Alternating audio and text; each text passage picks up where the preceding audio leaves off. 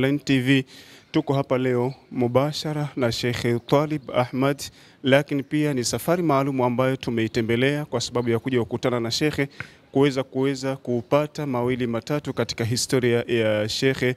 Sheikh, assalamu alaykum wa rahmatullahi wa barakatuh. Wa alaykum assalam wa rahmatullahi wa barakatuh. Sheikh, safari hii moja kwa moja Maalim Kais Online TV imetoka ilikotoka imefika hapa. Sheikh, maudhui makubwa ni kuweza kufahamu majina yako kamili. Bismillahirrahmanirrahim. Alhamdulillahi rabbil alamin wa sallallahu wa sallim wa barik ala sayyidina Muhammad wa ala alihi wa sahbihi. Jina langu kamili Talib Ahmad Abdallah. Sheikh anasema kwa majina kamili anaitwa Sheikh Talib Ahmad Abdallah. Kadhalika Sheikh, tupate kufahamu ni mwenyeji wa wapi, ni mzaliwa wa wapi? Huenda jamii inayotuzunguka na kutufuatilia ikawa inahitaji kufahamu yote haya, ikawa inashindwa kujua historia kamili ya uzawa wako, masomo yako, labda ya kielimu ya msingi, hasa kwa muktasar uzawa wako Sheikh na mwenyeji wako. Historia fupi au msafara mfupi wa kielimu na maeneo makazi tunasema kwa ufupi kwa msafara mrefu. Angalia, tutazungumza kwa kiasi tutajaliwa. Mimi Talib Ahmad Abdallah kwa sasa hivi ndio naitwa Sheikh, maana cheo, lakini jina, mimi ni mtu wa wilaya Mkuranga, mkoa wa Pwani. Kisiwa chetu sisi ni Kwale. Mama yangu mimi ni mtu wa Mafia, wilaya ya Mafia, yote mkoa wa Pwani. Alikuja akaolewa katika kisiwa cha Kwale, jirani hivyo visiwa. Naona babangu mtu wa Kwale. Kwa hivyo sisi ni watu wa wilaya Mkuranga, tarafa ya Kisiju, maarufu inaitwa Kisiju. Kwa hivyo sisi visiwa vyetu, ukitaka kuja Dar es Salaam unapita Kisiju, unakuja Mkuranga mpaka Dar es Salaam. Mlolongo na msafara wa kielimu. Inshallah, shukran. Kabla ya msafara wa kielimu, Sheikh anatutambulisha kwamba ni asili yake ni mkoa wa Pwani katika wilaya ya Mkuranga, eneo la Kisiju. Lakini Sheikh, iko kila ambayo tunaisikia katika jamii kwamba ni mwenyeji wa Mafia. Hii Mafia tunapata tu upande wa umamani au pia kadhalika na ubabani kwako Sheikh? Umamani ndio Mafia, mamangu mtu wa Mafia, lakini unajua watu wanatembeleana na hata watu wa kivisiwa wanaoana visiwa kwa visiwa.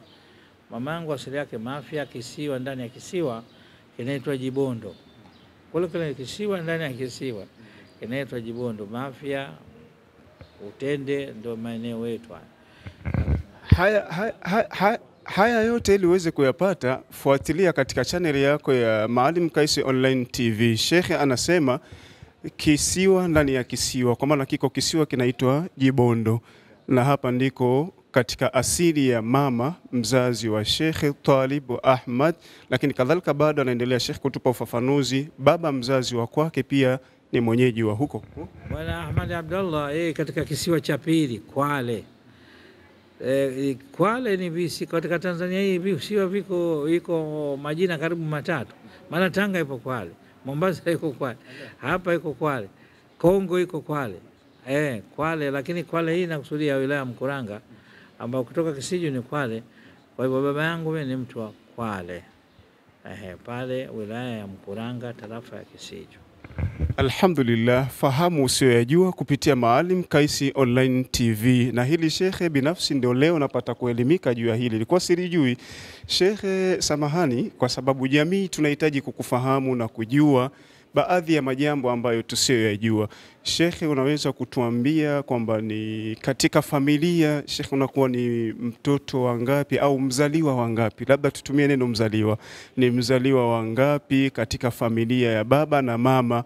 Hilo na lenyewe pia huenda mfuatiliaji wetu akahitaji kulijua pamoja na mimi. Katika tuanze ubabani. Kwa upande wa baba mimi nakuwa kama namba 4 mimi. Kwa kwanza sisi ukoo wetu Mwenyezi Mungu ameubariki alhamdulillah, sisi wote mashekhe wote. Kwa kwanza ni Sheikh Adam Ahmad Abdallah alifariki hivi karibuni, ndio kaka yetu wa kwanza. Allahumma ighfir lahu warhamhu waskinahu fil janna. Tumesha karibu Tanzania nzima na Afrika Mashariki. akija shekhe wa pili Jabir Ahmad Abdullah. Naona alikuja kaka yangu mimi Abdurrahim, lakini hakuishi sana yani, alafu nikaja mimi. Naona matumbo baba yetu kazaa katika matumbo karibu matatu, lakini tumbo la kwanza ni Sheikh Adam na Sheikh Jabir kwa upande wa wanaume, alafu tumbo la pili ni kwa mimi.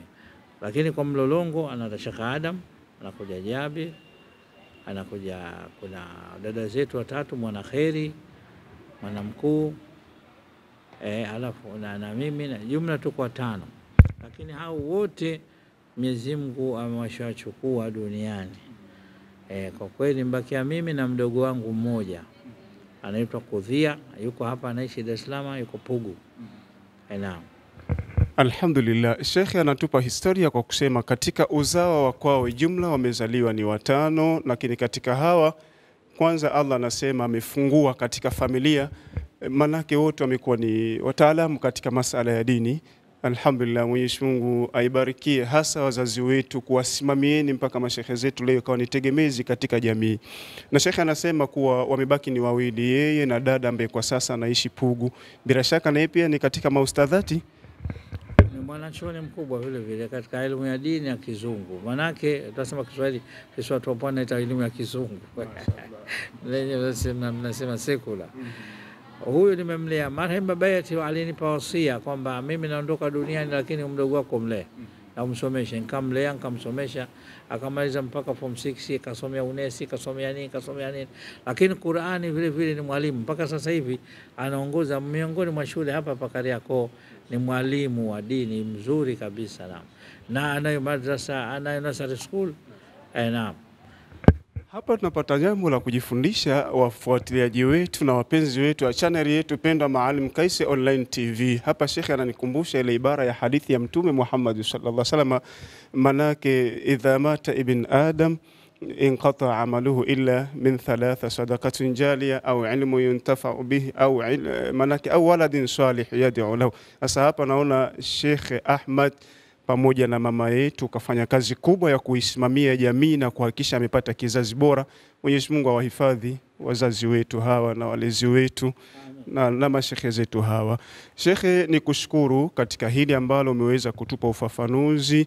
Kadhalika Shekhe, tuendelee kufahamu historia yako, tupate kujua sasa msafara wako wa kielimu. Tuanzie upande wa sekula. Shekhe, labda ulianza shule mwaka gani, shule gani, na ulifikia wapi katika level yako ya elimu hii ya sekula? Elimu ya sekula mimi sikwenda sana, nilisoma mpaka darasa la 7 hapo. Na ule utaratibu mzee wetu marehemu Bwana Ahmad Abdullah alimkabidhi kaka yetu Sheikh Adam, kasema ndugu yako mleo msomeshi. Kwa hivyo mimi nimeanza kusoma hapa Dar es Salaam, shule ya Makurumula, naita kule Magomeni hapo Mwembe Chai. Nimesoma mpaka darasa la 4, baadaye nikaja shule ya Kisarawe hapo Kidongo Chekundu. Pale nilipata mpaka darasa la 7. Alhamdulillah, baadaye nikabobea sasa katika elimu za dini. Sisi zamani katika madrasa zetu za mwanzo, madrasa Badawi, asili yake ni mwenyewe ni Said Hussein Badawi, ndio mzee wetu shekhe mkubwa wa juu kwetu sisi, ambaye asili yake alitoka Kenya akaja hapa katika miaka hiyo ya 54 akaanzisha hiyo madrasa hapo. Kwa hivyo sisi tumesoma kwanza ile alif beni ni madrasa Badawi pale. Sasa hivi wanaita Raudha pale. Kwa muda huu naona tumesoma pale mpaka mwaka 74 tukahamia Temeke ile pale kaja. Hapo ndio tupoanza hii madrasa maarufu inaitwa Ihtisam. Sheikh Adam kubwa na mimi kama mdogo wake tunasaidiana. Tumeanza na mtu mmoja mwaka 74, nakumbuka kama ile mwanafunzi mmoja binti na jina lake namkumbuka. Sijui kama yuko hai, sijui. Sheikh, unaweza kutuambia huyo mwanafunzi ambaye yupo katika history ambaye ni mmoja anaitwa nani Sheikh? Kama jina lake utakuwa unakumbuka vizuri. Jina lake Sikumbuki, unajua utu uzima ushakwenda, memory unapata, lakini ni mwanamke binti alikuwa anakuja ukumbini tu, tunaweka jamvi, anakuja kaanza mmoja, lakini maarufu binti Shaha, babake kitwa Shaha, pale Temeke Yombo kwa Sokota. Hiyo 70 ngapi? 74. Kule pale kuna barabara za udongo tu, hakuna manake vile lami nini. 74. Baadaye umeanza kuja wanafunzi mmoja baada ya mwingine. Wakati huo mimi nasomesha na mwenye nasoma Markaz Islami, Markaz Masri sasa hivi tunaita. Maana pale nilipata mpaka ibtidai, nikamaliza mutawassita. Nikarudi kidogo nyumbani kumuuguza marehemu mama yangu. Marehemu mama yangu pale akafariki mwaka 80. Naona. Baadaye ni huko nishamaliza hiyo marhala ya mutawassita, nikapewa nafasi za masomo 3: nchi ya Misri, nchi ya Sudani, nchi Saudi Arabia. Saudi Arabia mikoa 4: Maka, Madina, Jeddah, Riyadh. Ngamba chagua mwenyewe unapotaka. Anaona? Sasa hii ni nje, lakini hapa kwanza hapa ndani. Kwa hivyo hapa ndani wakati ule tena wanafunzi wanakuja wengi. Marehemu kakangu Sheikh Adam akateremsha upenu, watu wa pwani wanaita upenu, yani ile bati, yani upande unajengwa, unazidishwa upande mmoja, unaezekwa, wanaita upenu. Hii lugha wafuatiliaji wetu, kwa yule asiyefahamu, manake Sheikh katumia neno kwamba watu wa pwani, na uenda watazamaji wetu wengine ikawa ni watu wa bara, ikawa neno upenu bado hamjafahamu. Sheikh anaendelea kufafanua kuhusu neno upenu. Naam Sheikh. Eneo linajengwa, linapanuliwa zaidi matofali na linashushiwa, inaitwa upenu. Kwa hivyo pale wakaja wanafunzi wengi zaidi. Katika hawa wanafunzi nilosomesha wengi, mimi kishika darasa asubuhi, mzee wangu Sheikh Adam akishika jioni, kwa sababu alikuwa driver taxi, yeye ndo anatuletea nini, maana yake maisha nyumbani, kula, kuvaa nini na nini. Kwa hivyo katika mashuhuri ambao pale wanafunzi wangu, Ustadhi Nuruddin na yeye kasomesha sana, Mwalimu Ahmadi Muki maarufu akimuita Kenya Ahmadi Umar jina. Hawa ndio walimu wa kwanza katika tajwidi baada ya Sheikh Adam, mimi na hawa wanafunzi wetu Ahmad Muki, Ahmad Umar na Nuruddin. Nuruddin ndio alosomesha kina Masudi, kina Harubu, kina nani, mwanzo silsila, wanaita silsila, yani ule mnyororo wa kielimu. Hiyo kabla sijaenda nje. Kwa hivyo mwaka 80 nimeondoka pale mwezi Disemba tarehe 31, naikumbuka hapa kama leo. Kwa hivyo mara nikamkabidhi Mwalimu Ahmad Umar na Nuruddin Hassan. Hao ndio walisomesha somaji hawa Dar es Salaam wote wanawasikia. Unaona? Ndio tunasema katika Qur'ani, fa khalafa min ba'dihim khalfun.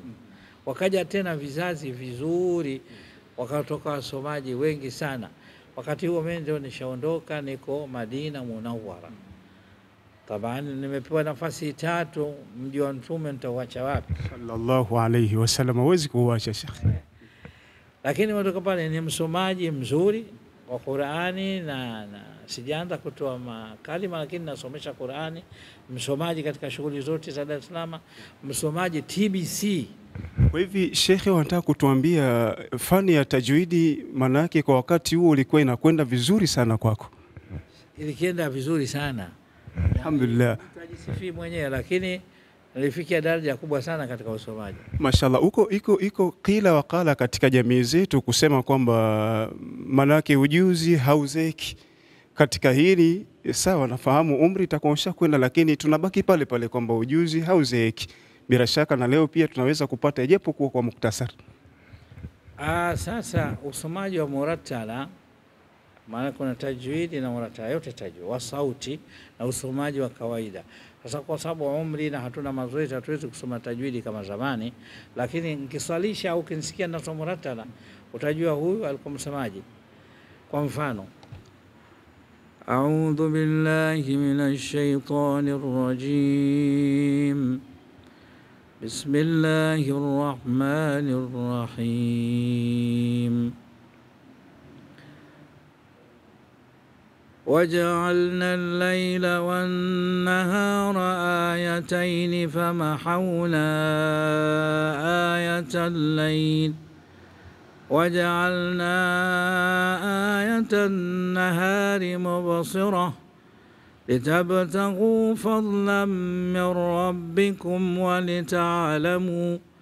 ولتعلموا عدد السنين والحساب وكل شيء فصلناه تفصيلا وكل إنسان ألزمناه طائره في عنقه ونخرج له يوم القيامة كتابا يلقاه منشورا اقرأ كتابك كفى بنفسك اليوم عليك حسيبا من اهتدى فإنما يهتدي لنفسه ومن ضل فإنما يضل.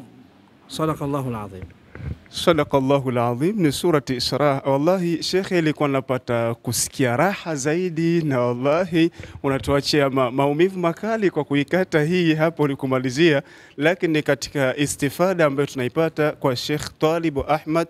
Wallahi haya yote, tembelea channel yetu Maalim Kaisi Online TV, utaweza kufaidika haya na mengineyo mengi yasiyokuwa haya. Ni msafara maalum ambao tumekuja moja kwa moja mubasharatan kuweza kufuatilia historia ya Sheikh Talib Ahmad, na bado tunaendelea kufuatilia Sheikh. Ama katika safari yetu tumeendelea kukufuatilia na kutuambia katika safari yako ya kielimu ndiko pale ambako uliweka nukta, na inshallah tunaendelea kufuatilia hilo.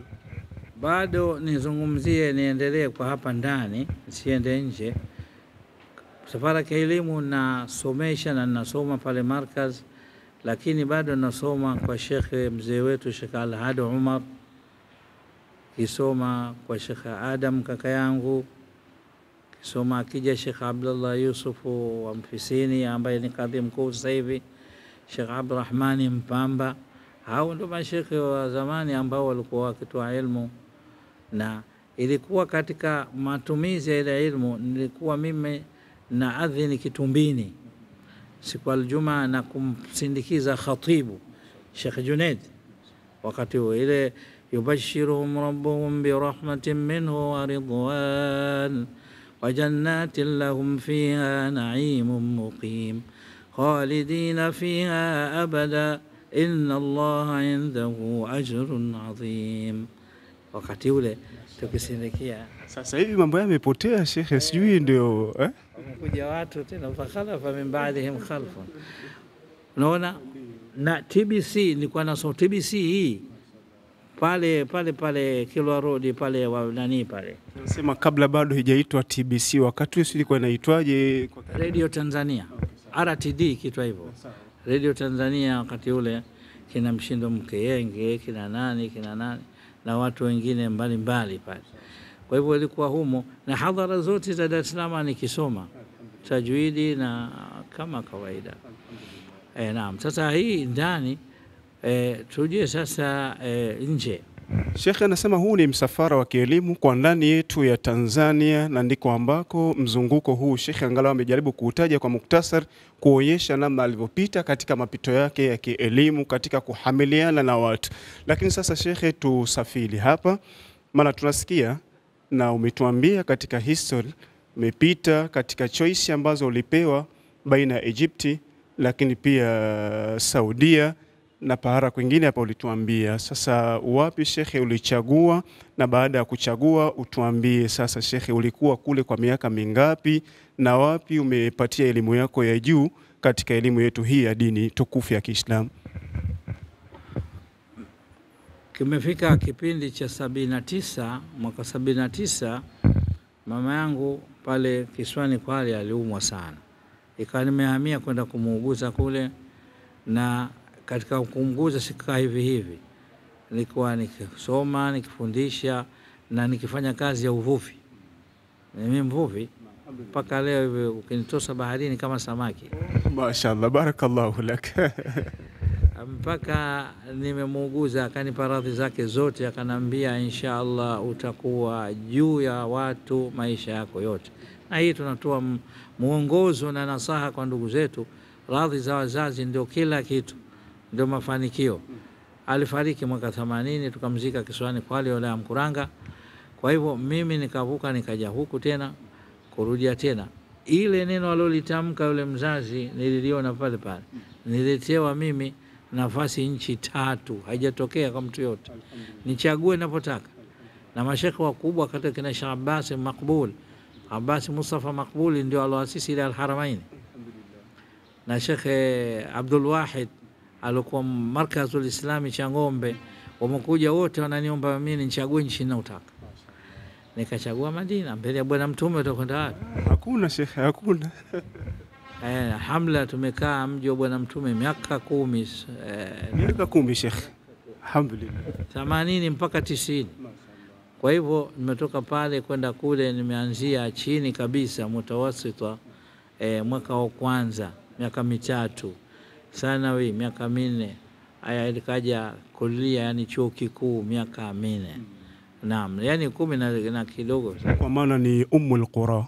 Naam, hiyo ilikuwa Madina Munawwara, tukisoma pale shuleni chuo kikuu, kisha jioni tunakwenda katika darasa za mashekhe wakubwa wa mji wa Madina, kina Sheikh Abdurrahman Hudhaifi, huyo mnamsikia Dr. Abdurrahman. Mwalimu wangu kanisomesha darasani harfiyan, harufu moja baada ya nyingine. Sheikh, samahani, unapotaja Dr. Abdurrahman Al-Khudhaifi, ni huyu tunamsikia katika Qur'an? Bismillahirrahmanirrahim. Mimi nakaa kwenye kiti hivi na yeye mwalimu akisomesha somo la tauhid. Mashaallah. Sheikh Atiya, Shaybatul Hamd, hao ndio mashekhe wakubwa wa Madina.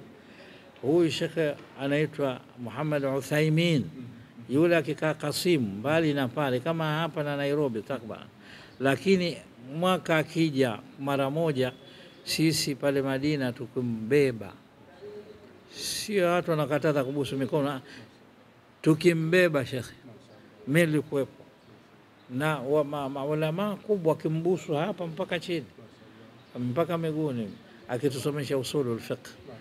Kila akija anatusomesha japo mistari 3, alafu anaondoka kwao. Hao maulama kubwa, huyu anaitwa nani kati Albani, Nasruddin Albani, alikuwa kuleti sharia, alikuwa kuleti lugha. Albani huyu ambaye leo anatumika katika vitabu, Ndio huyo ambako leo ndugu zetu wa nini wanataja sana kadha Albani ndiye. Ndio maana mimi nasema sijisifii, mimi sio kwa hawa bwana, ima darasani ima msikitini, lakini ilmu hatukuona na kiburi wala kukufurisha watu, wala wakitoa miongozo mkenda kwenu somesheni, msiingie katika khilafu. Haya ndio maneno huyo Albani rahimahullah, watu wanasema Mungu amrahamu, na huyo mtu anapinga usimrahamu mtu. Sasa wewe ukisema Albani rahimahullah, Nasruddin Albani. Mfuatiliaji, ili kuyapata haya yote, karibu sana katika channel yetu ya Maalim Kaisi Online TV. Fuatilia kila wakati, fuatilia kila siku. Usisahau kusubscribe, kushare na kulike, ili mradi uwe wa kwanza kupata haya na yale ambayo yanaendelea kutumwa katika channel yako pendwa. Na bado tuko na shekhe, tunaendelea kupata istifada. Tuko kwa Sheikh Alban. Sheikh anaendelea kumuelezea katika darasa la kule Madina, katika Ummul Qura na maeneo mengine. Vijana sasa hivi hawakumwahi wala hakumuona hata harufu yake hamjui. Lakini sisi ulikuta alikuwa ana vipindi kule sharia kule tidao lugha, lakini msikitini akija kutoa wakati ule ilikuwa yani si shekhe anakuambia maneno mengi, mambo mengi mazuri. Walipangia wale mashekhe wakubwa wale, ima msikitini kwetu pale Jamia, ima msikiti wa bwana mtume sallallahu alaihi wasallam, sisi tukiwafuata. Lakini si watu wote, watu wengine kutoshika na darasa tu. Kama unavyoona mtu alokwenda baharini, huyu anapata samaki wengi, huyu anapata wawili, huyu sisi tukienda kote huko. Sheikh Falata, huyu asili yake ni Nigeria, alikaa kule akazaa na watoto, mwanazuoni mkubwa kabisa. Abdul Qadir Shaybatul Hamdi, unasikia hilo jina? Huyu mwanachuoni huyu kahifadhi vitabu vya Imam Shafi vyote, vya Malik vyote, vya Hanbali vyote. Allahumma ij'alna minhum ya Rabb. Hao wote mshatangulia mbele haki, lakini sisi kwa fadhila yake Mwenyezi Mungu Subhanahu wa Ta'ala tuliwawahi. Sisi tukusomeshwa siku moja na maprofesa 10 kwa siku moja, kwa sababu maprofesa kubwa waliotoka Azhari walikuwa ndio wengi zaidi wa kusomesha pale kule kwenye nchi kwa wakati mwaka 80. Kwa hivyo tukisomeshwa hii fiqh muqaran, fiqh ya madhhabi al-arba na madoktor, yani maprofesa 4 kwa siku, unaona, tukichukua fiqh kiasi hicho, unaona. Kwa hivi tulipata faida kubwa sana pale, faida kubwa sana.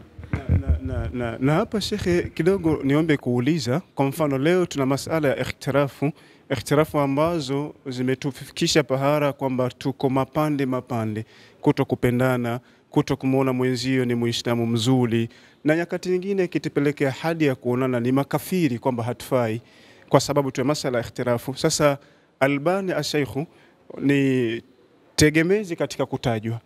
Je, hili la ikhtirafu wakati huu mnasoma mbele yake lilikuweko, labda mlibahatika kulishuhudia kwake, aidha likoje hili? Mimi haya mambo kwa kusema kweli nimeona siku hizi, miaka hii. Sisi siku zile bwana akija, na kama ninamuona hapa nilipo, joho lake zuri na tunga ile kama ya Azhar, kwa sababu ile ni mzungu Mwalbania, sio Mwarabu. Naam, lakini alisoma kwa Waarabu mbalimbali, na dola zikiongoza kwa ilmu za kisheria za Kiislamu ilikuwa Misri, ilikuwa ni hawa wa Syria, walikuwa na hawa wa Sudan. Naam. Manake kukutana na watu ambao ni maspecialisti ambao wamebahatika kukaa na wanawazuoni wakupe hili ambalo linalojadiliwa na kusemwa, tusibaki tukusikia na kufahamu vile ambavyo tunavyoelekezwa upande wa pili, kitu ambacho si sahihi. Sasa endelea kufuatilia ufuatiliaji wetu wa channel yetu pendwa Maalim Kais Online TV. Naam shekhe. Kwa hivyo hizi ndio nchi kubwa hasa ambazo zilikuwa zikifundisha wa Saudi, yani watu Saudia na mashekhe wale wa pale wengi wamesoma kwa mabwana hawa. Sisi tunashukuru mashekhe wetu, wametusaidia, wametusomesha, wametupa mwanga mzuri wa elimu, lakini Azhar ndio chuo mama wa ilmu dunia hii, wakisomesha pale na maeneo yote ya dola za Kiarabu. Na fatwa zote na mambo mbalimbali yalikuwa yakitokea pale, kama kupanga syllabus za manhaji za Saudia nzima, ile nasema syllabus wakipanga wale wana watu wa Azhar na watu wa Sudani. Kwa hivyo jingine tulipata faida kubwa pale katika mji, historia ya matukio yote ya Kiislamu. Mungu ajaze kheri wale mabwana na wenye nchi zile walitusaidia sana. Kwa mfano Badri ndio hapa unaoneshwa hapa Badri, hapa mtume alisimama hapa, masahaba alisimama hapa, maadui walitokea huko, Uhud vile vile. Lakini unakuja msikiti wa Mtume sallam, unakuja Quba, unakuja maeneo mbalimbali, Bi'ru Uthman, yani kila moja hapa na maeneo yanotaja ni kitabu. Kila moja nikizungumza hapa kitabu. Kama nikwambia hiyo Bi'ru Uthman, kisima cha Sayyidina Uthman, kwa nini kikaitwa hivyo? Kulikuwa na Yahudi mmoja anaitwa Roma pale Madina, ana kisima kikubwa na watu wengi wanakihitajia yale maji, akawa anahudhuria watu. Mtume akasema sallallahu alaihi wasallam, atakayekinunua kisima hiki basi yake pepo, akinunue awachie watu maji bure, falahul janna, man yashtari bi'ru Roma falahul janna. Akakinunua Sayyidina Uthman bin Affan, na wakati huo ilikuwa yeye ndio bilionea wakati huo. Sayyidina Uthman bin Affan akakiacha huru fi sabilillah. Sasa vitu kama hivi tumeviona, tumevishuhudia. Naona makaburi ya kina Sayyidina Hamza bin Abdul Muttalib, Sayyidina Mus'ab bin Umair, mabwana wakubwa kabisa. Kwa hivyo somo kwa maana ya somo ubaoni na vitendo kabisa. Wenzetu hawakupata bahati hizi katika miaka hii, tunahurumia. Na zile ikhtilafu zilotokea huku, magomvi huya huku kwetu baina haya makundi yameenda kule. Hilo ndio tunasikitika, jambo baya sana, mpaka vijana wenyewe kwa wenyewe wasalimiani na nini na nini. Kwa kweli nirudi katika umoja pale Madina ya Bwana Mtume sallallahu alaihi wasallam ilikuwa na dola karibu 120 zilokuja kutoka. Kabla shekhe hajaenda katika dora 120 katika mji wa Bwana Mtume Muhammad sallallahu alayhi wasallam, kuna kitu hapa nyuma shekhe kakitaja kwamba hizi ikhtirafu leo zinaingia mpaka kule, na maana yake haya makundi sasa yanaingia kule. Hii shekhe inachangiwa na nini na nini sababishi? Maana nyinyi ni katika maulama wetu, na Bwana Mtume sallallahu alayhi wasallam anasema akrimul ulama fa inna al-ulama warathatul anbiya. Sasa hili shekhe unalizungumziaje, unasemaje katika hili, nini chachu? Mada kitabu hiyo, mada kitabu, lakini tupite ruusi al-aqlam, tunasema vichwa vya habari. La kwanza linachosikitisha, sio kila unaloambiwa lazima ulilete huku. Ndio msingi namba moja. Kila unaloambiwa kule unalileta huku, makosa makubwa. Lazima wewe uchuje. Sisi tumetoka hapa kama walimu wa madrasa na wengine sio walimu wa madrasa, lakini yale yanayofaa tumeyaleta, yasiyofaa tumeacha. Baadhi ya ndugu zetu wameleta yote. Sasa hili kwa mfano, kule watu hawakunuti, na unataka hapa watu wasikunuti katika salatul fajr, wala watu hawakuambiwa mkazuie watu wasikunuti abadan.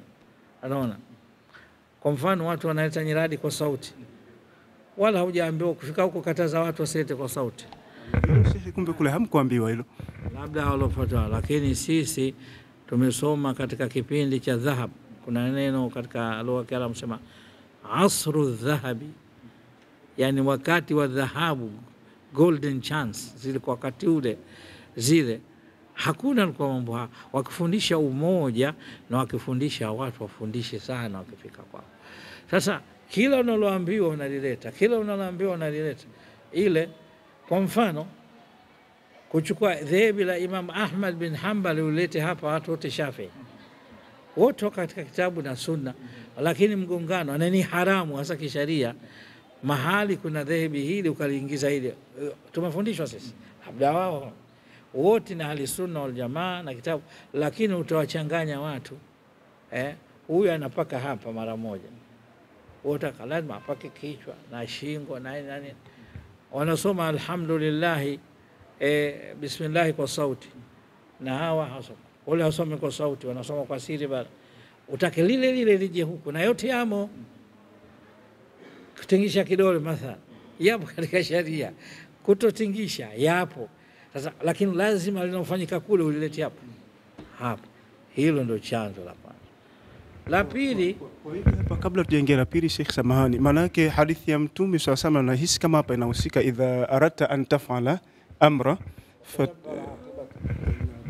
kana khairan an kana sharran fantahi. Kwa hivyo lazima hili watu naambizana wakati mwingine. Lakini upande wa pili, nasema masalihu shakhsiya, tunaita sisi maslahi ya mtu maalumu. Mwingine kaajiriwa na muasasa unaotoka nje, kwa hivyo lazima aende na sera ya wale waajiri wake. Kwa hivyo hilo nalo limechangia kwa kiasi kikubwa. Naona vile vile namba tatu nasema ile mafhum yajibu au mafahim yajibu an tusaha, yani zile fahamu za watu lazima ziwekwe sawa. Kuna watu wa kule tu ndio wako sawa, watu wa kute hawako sawa. Imefika astaghfirullah, tunasema kama labda watu wanatembea na pepo katika mifuko yao. Watu wa mpira wanasemaje? Wanatembea na matokeo. Astaghfirullah, kwamba fulani na fulani ndio wataingia peponi, wengine hawaingii. Kama Mungu akaliwafungulia mapazia wakaliona watu wa ajabu, mnaambia ule unasema hayuko peponi wala ingi au alimuona peponi. Kwa hivyo misingi hii naona. Alafu jingine namba 4 nini? Sharia ya Kiislamu pana salih likulli zamani wa makan, inafanya kazi mpaka mwisho wa dunia. Sasa kuwalazimisha watu washike sheria mkondo mmoja, na sisi sharia muwassa pana pana inakuwa. Kwa mfano zamani ilikuwa pale Maka wakati kama huu, katika Jamarat kupiga mawe wakifa watu wengi sana. Nguzo ilikuwa ndogo, watu wengi wanakanyagana. Kuna mtu asolijua hili? Kila mmoja anafahamu hilo. Lakini masalihul mursala tunasema mlango katika fiqh, usul fiqh upo maslahi endelevu. Wanakufa watu, basi lazima papanuliwe. ikapanuliwa mpaka watu wanaingia kwa salama na amani, wanaingia wala hakuwepo wakati wa Bwana Mtume sallallahu alaihi wasallam. Sasa ile utumiaji wa sharia bado kuna baadhi ya watu unawagomba sana, kwamba lazima hili ilikuwa hata wale walifahamu, wale walikuwa katika lajna zile Saudia walijua kwamba kila kitu wanaboresha, wala sio kama wote. Mpaka sasa hivi wanakwenda na training ndani ya mji, wanafanyaje kila kitu. Ilikuwa adhuhur, siku ya kwanza kupiga lazima uende adhuhur, ile siku ya pili, ile siku ya kwanza asubuhi, siku ya pili kwa sharia. Ukawa wanakufa watu kwa mamia vile vile, watu wakufa, unakumbuka mpaka watu 1000 kwa siku, wakati fulani walikanyagana pale. Subhanallah. Sasa sharia inasemaje hapo? Unakuja ikishakuwa maja'ala alaikum fi dini min haraj, hakuna ubaya katika dini. Kama kuna tatizo mnaondoa. Sasa kwamba kuanzia saa 1 asubuhi anaweza kupiga akapiga shetani. Unaona sharia inapokwenda. Sasa ukilazimisha watu washike mkondo mmoja tu ule uliosomeshwa wewe darasani, hilo ndo tatizo. Kwa hivyo nimekutajia kama mambo matatu sababu ya watu, naona na sisi ambao baadhi yetu hatuna nani hiyo, tuna dawa sasa miaka 30 katika misikiti tunayo sasa. Mimi misikiti 5 yote nimefanya Madina ule pale, nikaenda Maamuri, nikaenda Manyema, nikaomba tena kuja hapa na taasisi mbalimbali. Sijagombana na mtu hata siku. Sio najisifu la, mimi nimeangalia sharia ya Kiislamu inavyokwenda salihan kulli zaman wa makan, inakwenda sambamba zama zote na watu na binadamu. Kuna maneno hatuwezi kuyatamka katika idhani, lakini wakisema baadhi ya watu, na wewe unachukua unaleta huku, na unaona tizama lile linofaa.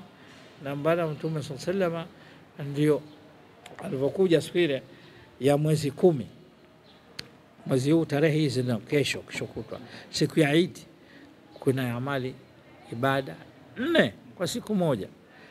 Kuna kunyoa au kupunguza, kuna kuchinja, kuna tawafu, kuna sa'i, kuna kuchinja. Wakasema ya Rasulullah, tutafanyaje sasa? Akasema chochote utachoanza ukatanguliza ukachelewesha sawa. Unaona sababu ya mlolongo wa mambo. Mtume sallam, tazama falsafa nyingine ya Bwana Mtume Muhammad sallam. Anakuja mtu anamnihusia, anamwambia acha kukadhibika, usiwe na ghadhabu nyingi. Anamjua huyu. Anakuja mambo, wewe angalia sana wazazi wako, wewe acha tharthar, yani maneno mengi kutokana na ule wakati. Sasa mwanazuoni kama haendi na nyakati kwa muji wa hadithi na sunna za Mtume sallam.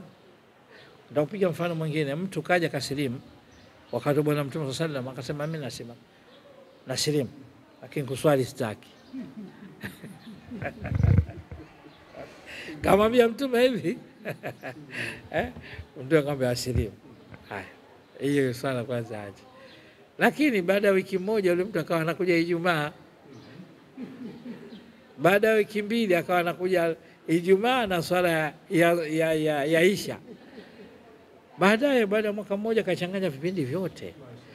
Unaona vile tulimsilimisha mtu mmoja, napiga hii mifano, mpiga muziki mkubwa Afrika nzima anajulikana, anakuja kusilimu kwa vale cheni lake kubwa na mapete makubwa.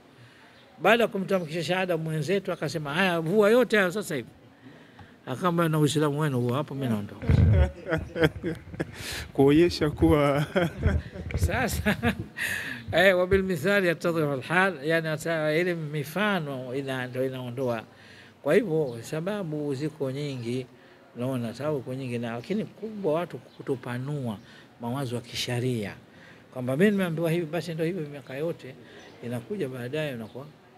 Mimi nimefurahi nimpongeze mtu mmoja, nitamtaja kwa jina, mtu mzuri sana, Sheikh Muhammad Isa. Hili lilopita anasema mimi nimefunga na kutokana na hisabu ya Saudia, lakini nimesali Idi na Tanzania, kaswali mtoto. Hivi ndio inavyokuwa, sio kama tunavyoona, lakini sharia muwassa, sharia ni pana, kuna dharurat, yani Uislamu ni nzuri katika kila sehemu.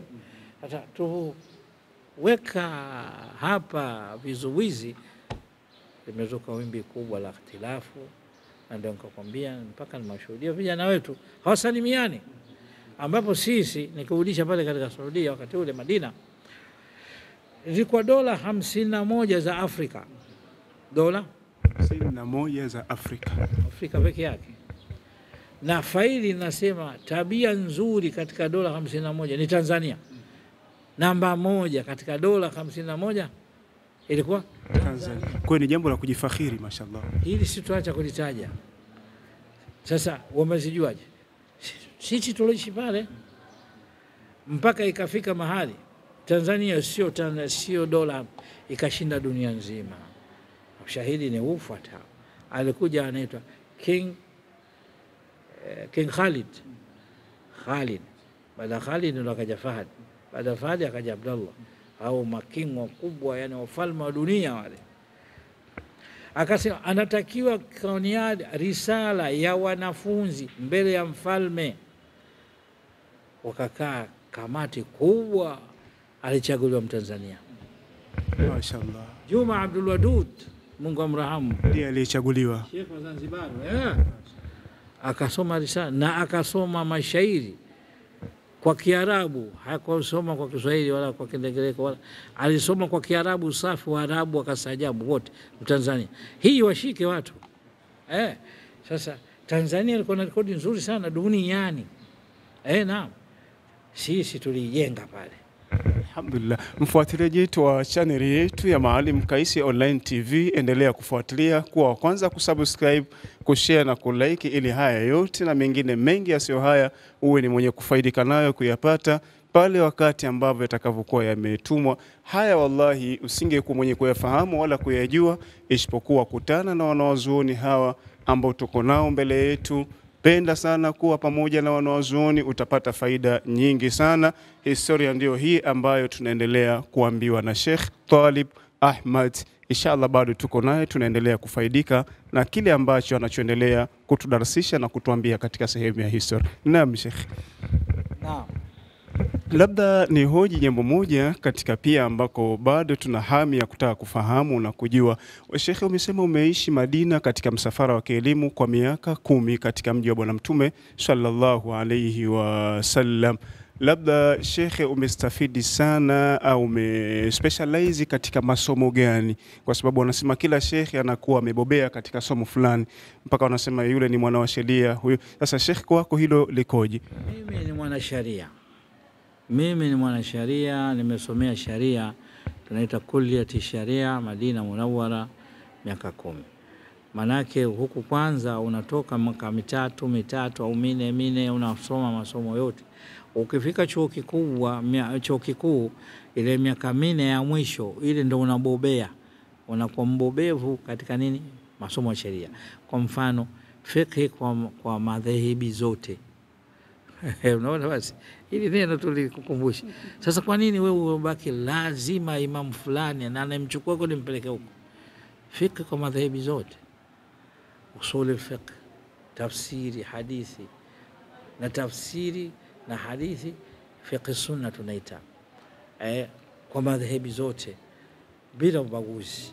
Unaona? Kwa hivyo mimi ni mwanasheria na nimesomea hiyo, na wanazuoni wengi katika nchi yetu, Sheikh Taha Bane, naona wako na mashekhe wengine mbalimbali, kina Hamid Abdullah, kina Sheikh hao, kina sasa hivi kadhi wetu wa mufti wa Zanzibar Sheikh Kaab, naona vile tena ni daktari yule alisoma, lakini baadaye tukamkuta kule na mzee wetu akawa pamoja na sisi na jamaa mbalimbali katika, na kwa kweli ni kitibu kilikuwa na vigogo wengi sana. Kina Sheikh Amir Taji wa mdogo, kina Sheikh Aliani Zanzibar, naona kina Sheikh Jabir Katura, nasikia watu kina Harami Juma Doga, hao ndio walikuwa vigogo sharia, na walikuwa sharia kwa maana ya sharia. Akionekana mmoja katika Mtanzania amekosa nidhamu, anaitwa na kamati maalum ya Tanzania shuleni, anaambiwa angalia mstari huu. Masomo yake kushinda unaweka una mwalimu maalum anafundisha. Hivi tulipokuwa. Unasema chini ya ardhi shekhe kumekwenda watu bila shaka. Sana sana. Arham. Inshallah tukiwa tuko ukingoni mwa mahojiano yetu maalum na shekhe katika kufuatilia historia yake, shekhe, ni kurudisha nyuma kidogo. Kuna majambo mwanzo ulituambia na tutaki kufahamu shekhe. Baba ambaye ni Shekhe Ahmad umetuambia alikuwa na matumbo tofauti katika namna ya uzao. Na nawe shekhe, mpaka sasa una wake wangapi na una watoto wangapi? Hilo pia huenda mfuatiliaji wetu pia akawa na hamu ya kutaka kujua. Turudie nyuma kidogo. Baba yetu Sheikh Bwana Ahmad Abdullah takriban alikuwa na matumbo kama 8 tofauti. Alikuwa na matumbo mawili, kwanza wake wawili, baadaye wengine walifariki, mama yetu sisi na mama yake na Ustadh Adam akaoa tena, yani takriban wake kama 6, mmoja baada mwingine, lakini wengine kufariki na nini, wengine hakuzaa nao, wengine kazaa nao. Ama mimi binafsi katika ujana wangu kwa miaka 30, 35 mpaka 40 nilikuwa na wake 4. Mimi nimemaliza namba zote. Mashaallah. Na wote katika mataifa mbalimbali dunia hii. Wapo wazungu, wapo Waarabu, wapo ndengere wenzetu, wako Wahindi, wote nimeshaoa kote. Ala, mashaallah Sheikh. Mashaallah, hapo kuna kitu Sheikh tunapata kujifunza.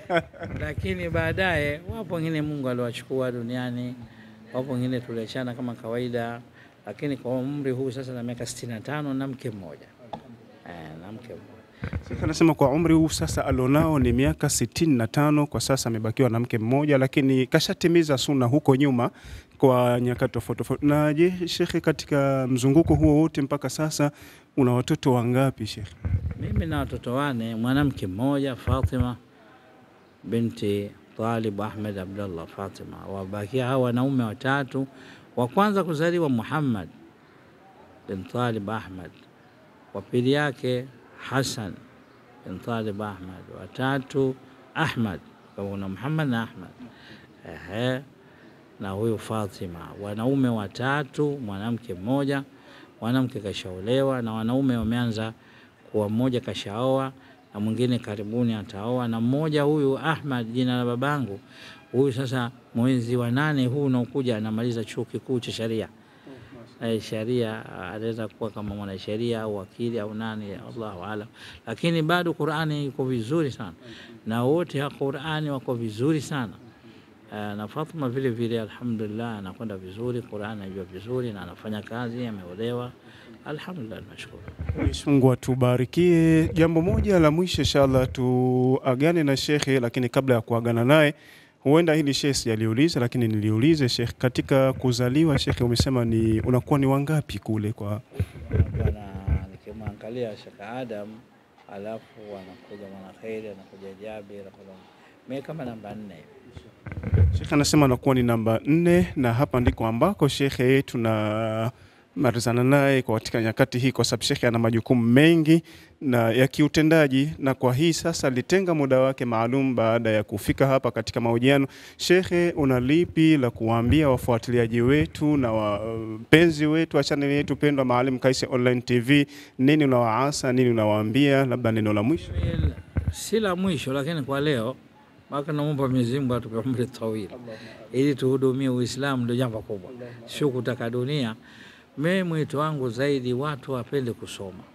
Watu wanapenda ushekhe sana lakini hawasomi. Hili jambo mimi nasema siku zote, tunaweka darasa njoni tusome, watu hawaji. Ukiwa na watu 30 40 basi baada ya mwaka mmoja wanabaki 5 baada ya mwaka mmoja. Lakini hawa walokimbia wote utakuta na vilemba na majoho. Sasa msimamo, naomba sana watu wajisome elimu, kwa sababu dini yetu ya Kiislamu ndio migogoro inazidi kwa sababu watu uchache wa elimu. Kwa hivyo hasa kuingia katika elimu na vile vile kuangalia mwanazuoni akhera zaidi kuliko dunia. Ama dunia sasa hivi ina mapambo mengi sana. Naam. Kwa hivyo ndio mwito sana. Mwito wa Sheikh anasema tuache kupenda ushekhe pasipokuwa na ilmu, kwa maana tupiganie sana katika kuisaka ilmu kwa hali na mali na nyakati zote. Tupambanie sana ilmu kwa sababu ilmu ndio utu na ndio hadhi ya mwanadamu na ndio lengo kuu katika kuletwa. Ukiacha ibada, lakini ibada bila ilmu mambo haendi. Kwa hiyo huo ndio mwito wa Sheikh. Na kwa leo insha Allahu taala tufike hapa katika eneo hili namba 1, msafara wa historia ya Sheikh Talib wa Ahmad, na ndio huu ambao tumeupata. Nipende kuwaaga wafuatiliaji wetu wa channel yetu pendwa ya Maalim Kaisi Online TV. Subscribe, tukuombe hilo, uwe wa kwanza kupata yote yanayorushwa katika channel yako, lakini pia usisahau kusubscribe, kushare na kulike. Wama alaina illa albalaghul mubin. Wassalamu alaikum wa rahmatullahi wa barakatuh. Shukran Sheikh. Tuko pamoja inshallah. Jazakallahu khairan. Shukran. Asante. Kirusha mtaniambia wasiniangalie. Asante.